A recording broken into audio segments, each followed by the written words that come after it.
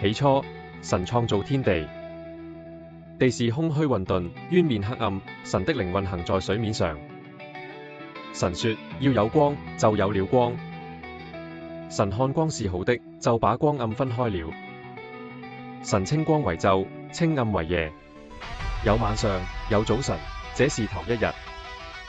神說諸水之間要有空氣，將水分為上下。神就造出空氣，將空氣以下的水、空氣以上的水分開了。事就這樣成了。神稱空氣為天。有晚上，有早晨，是第二日。神說天下的水要聚在一處，使旱地露出來。事就這樣成了。神稱旱地為地，稱水的聚處為海。神看着是好的。神說地要發生青草和結種子的菜蔬，並結果子的樹木，各從其類，果子都包着核。事就這樣成了。有晚上，有早晨，是第三日。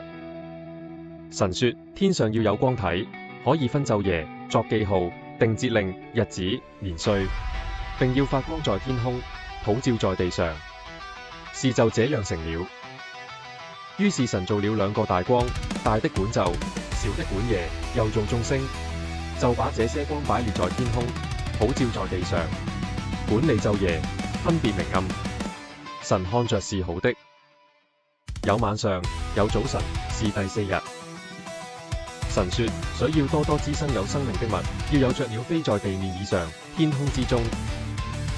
神就造出大魚和水中所滋生各樣有生命的動物，各從其類，又造出各樣飛鳥，各從其類。神看着是好的。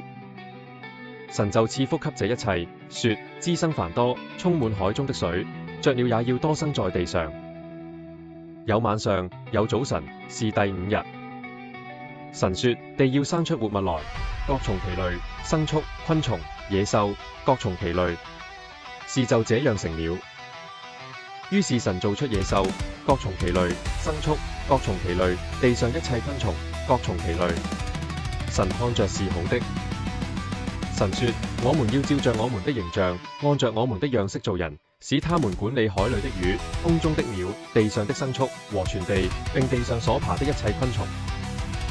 神就照着自己的形象造人，乃是照着他的形象造男造女。神就賜福給他們，